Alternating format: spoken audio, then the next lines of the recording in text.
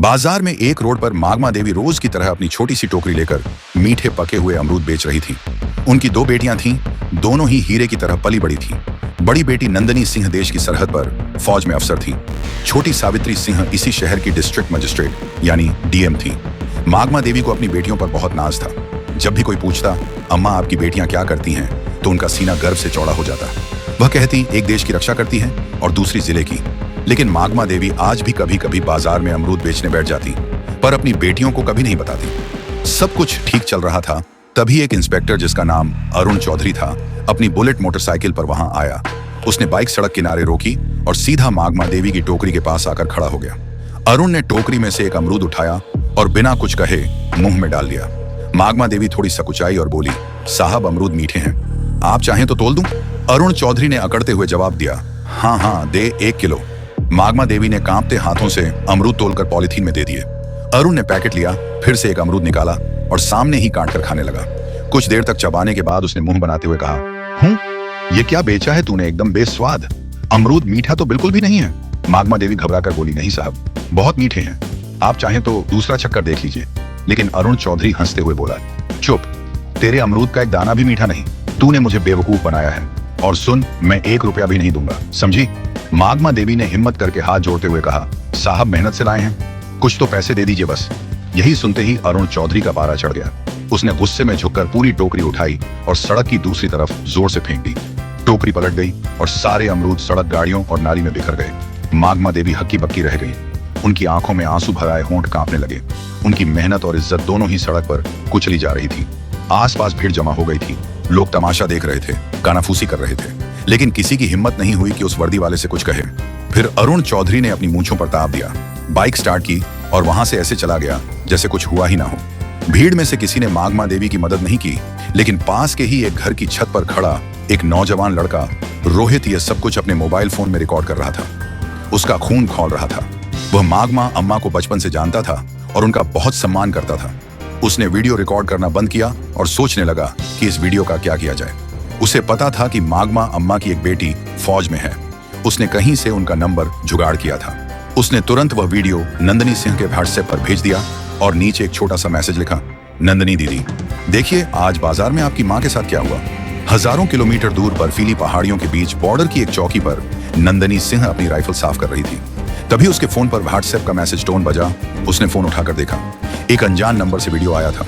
उसने video play किया। जैसे जैसे वीडियो आगे बढ़ा, नंदनी के चेहरे का रंग बदलता गया। उसकी शांत आंखें गुस्से से लाल हो गईं। जब उसने इंस्पेक्टर अरुण चौधरी को अपनी मां की टोकरी उठाकर फेंकते देखा तो उसके हाथ कांपने लगे। उसकी मां, जिसने उसे और उसकी बहन को पालने के लिए अपनी पूरी जिंदगी लगा दी, आज सड़क पर बेबस रो रही थी और लोग तमाशा देख रहे थे। उसके अंदर का फौजी जाग उठा। उसका मन किया कि अभी यहां से जाए और उस इंस्पेक्टर की वर्दी नोच ले। उसने अपने दांत भींच लिए। उसकी सांसें तेज हो गई थी। उसने तुरंत वह वीडियो अपनी छोटी बहन डीएम सावित्री सिंह को फॉरवर्ड किया। वीडियो भेजते ही उसने सावित्री को फोन लगाया। सावित्री उस वक्त अपने ऑफिस में एक जरूरी मीटिंग में थी। उसने अपनी बड़ी बहन का फोन देखा तो मीटिंग रोककर फोन उठाया और पूछा, हाँ दीदी, सब ठीक है, कुछ भी नहीं है, बोली। नंदनी की आवाज में गुस्सा और दर्द साफ झलक रहा था। मैंने तुझे एक वीडियो भेजा है, उसे देख, अभी के अभी देख। सावित्री ने फोन होल्ड पर रखा और व्हाट्सएप खोला। वीडियो देखते ही उसके पैरों के नीचे से जमीन खिसक गई। उसकी माँ, उसकी प्यारी माँ, सड़क पर बिखरे अमरूद के लिए रो रही थी। एक मामूली इंस्पेक्टर ने उसकी माँ की इज्जत को सड़क पर रौंद दिया था। सावित्री की आंखों में भी आंसू आ गए, लेकिन उसने खुद को संभाला। वो एक डीएम थी, उसे भावनाओं में बहने का हक नहीं था। सावित्री ने कांपती आवाज में कहा, दीदी, मैं बर्दाश्त नहीं कर सकती ये सब।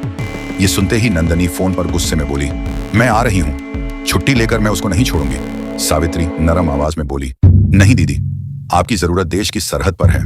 ये मेरा इलाका है, ये लड़ाई मैं लूंगी। माँ को इंसाफ मैं दिलाऊंगी, कानून के तरीके से। नंदनी कुछ देर चुप रही। वह अपनी बहन की आवाज में छिपे इरादे को समझ गई थी।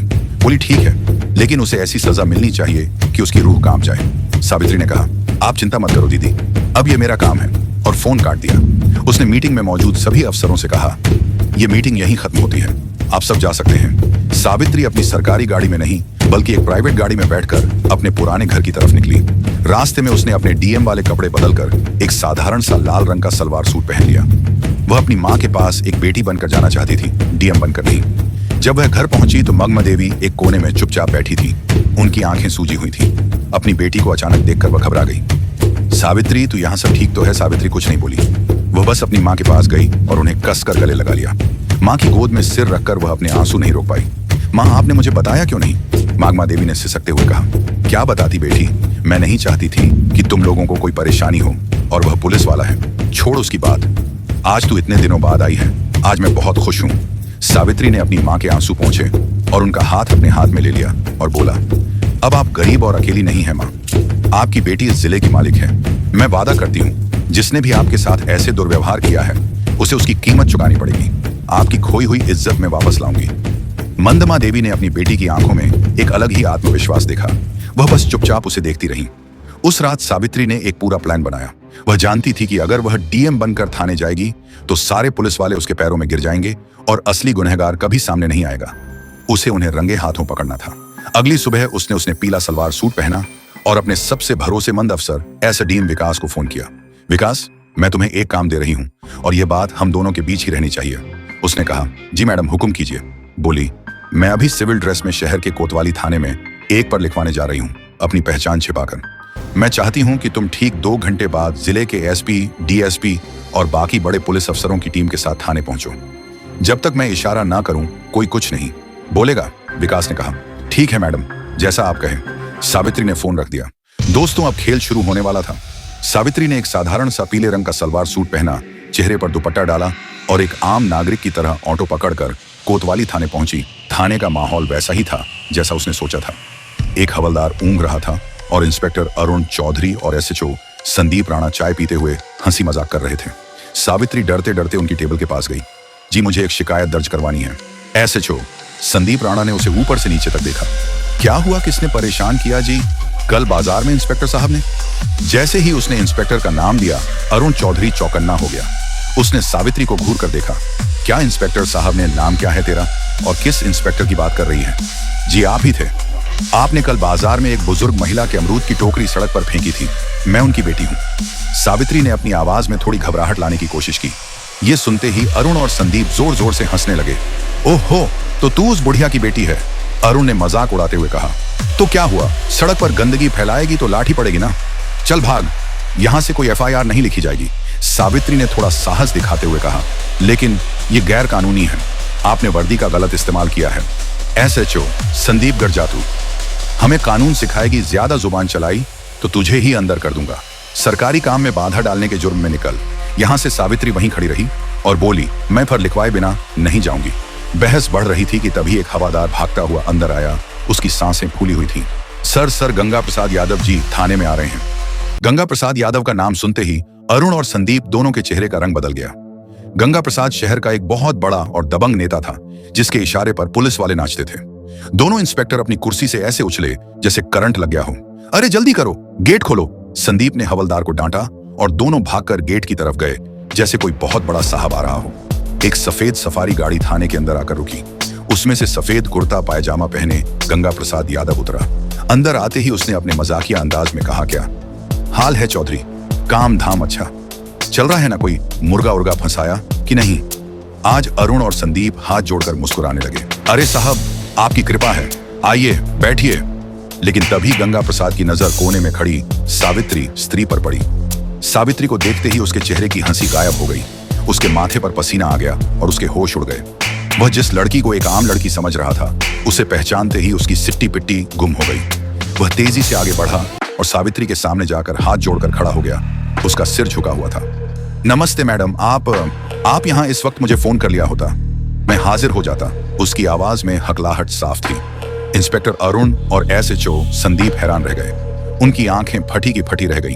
यह हो क्या रहा है? यह तो उस बुढ़िया की बेटी है गंगा प्रसाद जी। इसके सामने हाथ क्यों जोड़े खड़े हैं? जिस गंगा प्रसाद यादव के सामने पूरा झेला झुकता है, वह इस साधारण सी दिखने वाली लड़की के सामने हाथ जोड़े क्यों खड़ा है? ये लड़की है कौन? अरुण ने धीरे से संदीप से पूछा। यह क्या हो रहा है? संदीप ने भी घबराहट में सिर हिला दिया। इससे पहले कि वे कुछ समझ पाते, थाने के बाहर गाड़ियों के रुकने की आवाज आई। एक के बाद एक लाल बत्ती वाली गाड़ियां थाने के सामने आकर रुकी। गाड़ियों से डीएसपी, एसडीएम और जिले के कई बड़े आईएएस एंड आईपीएस अफसर उतरे और तेजी से थाने के अंदर आए। वे सब आकर चुपचाप सावित्री के पीछे लाइन बनाकर खड़े हो गए, जैसे अपने सीनियर को रिपोर्ट कर रहे हों। अब थाने में सन्नाटा था। सिर्फ पंखे की घर घर की आवाज आ रही थी। अरुण चौधरी और संदीप राणा पत्थर के बुद्ध बन चुके थे। उनके हलक सूख गए थे, माथे पर पसीने की बूंदें चमक रही थीं। तभी डीएसपी ने आगे बढ़कर गुस्से में अरुण चौधरी की तरफ देखकर कहा, इंस्पेक्टर तमीज से खड़े हो जाओ। तुम जिले की डीएम मैडम सावित्री सिंह के सामने खड़े हो। डीएम मैडम, यह शब्द किसी बम की तरह थाने में फटा। अरुण और संदीप के पैरों तले जमीन खिसक गई। उन्हें लगा जैसे किसी ने उनके कानों में पिघला हुआ शीशा डाल दिया हो। वे कांपते हुए सावित्री को देखने लगे, जिसे वे कुछ देर पहले अमरूद वाली की बेटी कहकर बेइज्जत कर रहे थे। सावित्री की आंखों में अब एक आम लड़की की घबराहट नहीं, बल्कि एक डिस्ट्रिक्ट मैजिस्ट्रेट का रौब और गुस्सा था।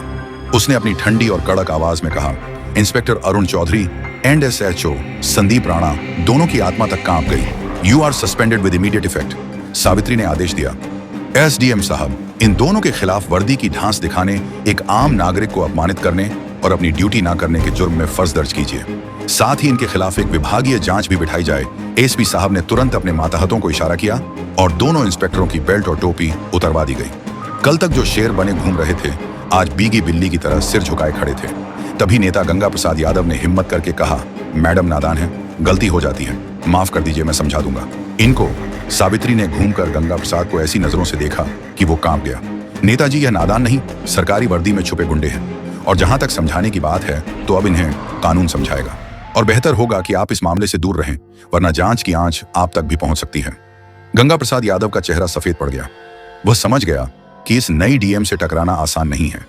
वह चुपचाप सिर झुकाकर वहां से खिसक गया, लेकिन उसकी आंखों में एक अजीब सी नफरत और गुस्सा था जो सावित्री ने पढ़ लिया था। अगली सुबह सब समझ रहे थे कि डीएम बेटी ने मां को इंसाफ दिलाया।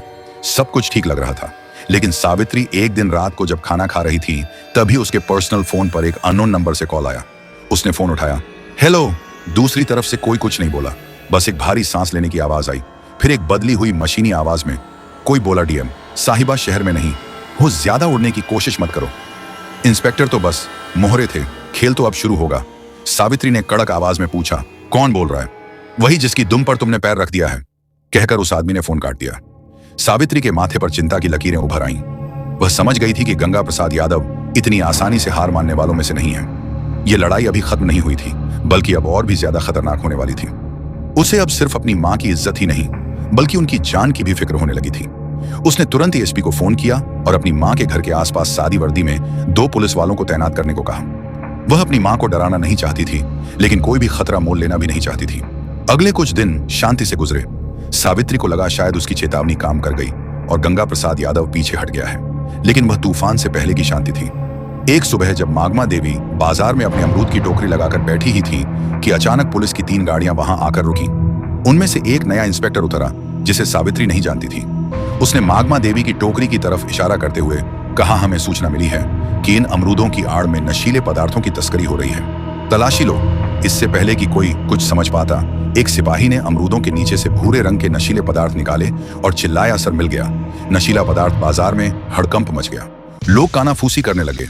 देखो, डीएम की मां नशीले पदार्थ बेचती है। मागमा देवी सन रह गई। वह रोते हुए बोली, नहीं साहब, यह मेरा नहीं है, किसी ने मुझे फंसाया है। लेकिन किसी ने उनकी एक न सुनी। पुलिस उन्हें जबरदस्ती जीप में बिठा कर ले गई। यह खबर आग की तरह पूरे शहर में फैल गई। न्यूज चैनलों पर ब्रेकिंग न्यूज चलने लगी। डीएम सावित्री सिंह की मां नशीले पदार्थ के आरोप में गिरफ्तार।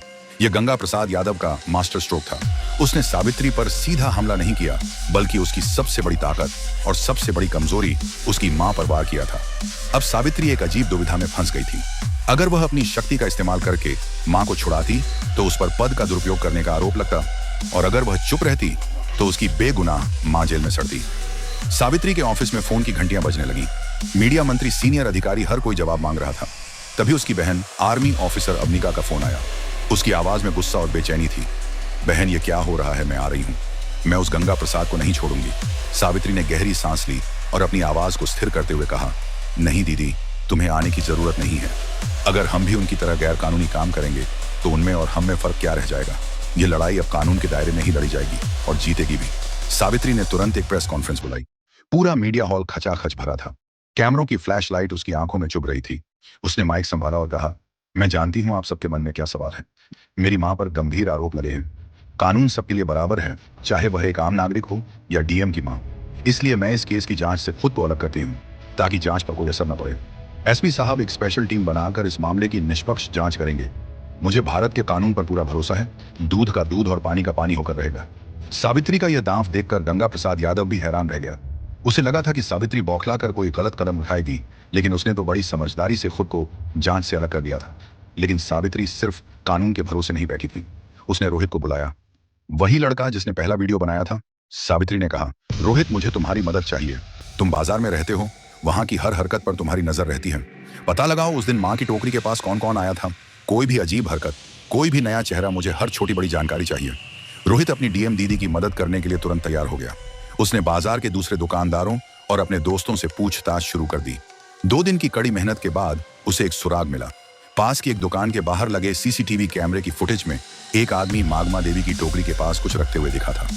उसका चेहरा साफ नहीं था, लेकिन वह वही आदमी था जिसे लोगों ने सस्पेंड हुए इंस्पेक्टर अरुण चौधरी के साथ कई बार देखा था। सबूत मिल चुका था। यह सारा खेल गंगा प्रसाद यादव ने अपने पिट्ठू सस्पेंड हुए इंस्पेक्टरों के जरिए रचा था। अब बारी सावित्री की थी। उसने एसपी के साथ मिलकर एक जाल बिछाया। उन्होंने यह झूठी खबर फैलाई कि सीसीटीवी फुटेज में नशीला पदार्थ रखने वाले का चेहरा साफ साफ आ गया है और पुलिस उसे पकड़ने ही वाली है। यह खबर सुनते ही गंगा प्रसाद यादव के कैंप में खलबली मच गई। उसने तुरंत अरुण चौधरी को फोन किया। वह आदमी पकड़ा नहीं जाना चाहिए, उसको कुछ करो वरना हम सब पकड़े जाएंगे। गंगा प्रसाद को नहीं पता था कि उसका फोन पहले से ही पुलिस के सर्विलांस पर था। अरुण चौधरी और संदीप राणा उस आदमी को ठिकाने लगाने के लिए जैसे ही शहर के बाहर एक सुनसान जगह पर पहुंचे, सावित्री और एसपी ने अपनी पूरी टीम के साथ उन्हें घेर लिया। रंगे हाथों पकड़े जाने पर दोनों ने गंगा प्रसाद यादव के खिलाफ अपना मुंह खोल दिया। अगली सुबह जब गंगा प्रसाद यादव अपने घर पर बैठकर चाय पी रहा था और अपनी जीत का जश्न मनाने की सोच रहा था, तभी दरवाजे पर जोरदार दस्तक हुई। उसने दरवाजा खोला तो सामने डीएम सावित्री सिंह, एसपी और भारी पुलिस फोर्स को देखकर उसके होश उड़ गए। वह हकलाते हुए बोला, ये क्या हो रहा है मैडम? सावित्री ने अपनी आंखों में इस्पात जैसी कठोरता ली कहा, खेल खत्म हो गया नेताजी। आपके मोहरे पकड़े जा चुके हैं और उन्होंने आपके सारे राज उगल दिए हैं। आपके पास कोई सबूत नहीं है। गंगा प्रसाद चिल्लाया, आप मुझे हाथ नहीं लगा सकती। एसपी ने आगे बढ़कर उसके हाथ में अरेस्ट वारंट थमाते हुए कहा, सबलियों, here's the proofread version of your sentences. हमारे पास आपकी फोन रिकॉर्डिंग है जिसमें आप एक गवाह के खिलाफ अभिशप्त बोल रहे थे। अब आप हमारे साथ थाने चलेंगे।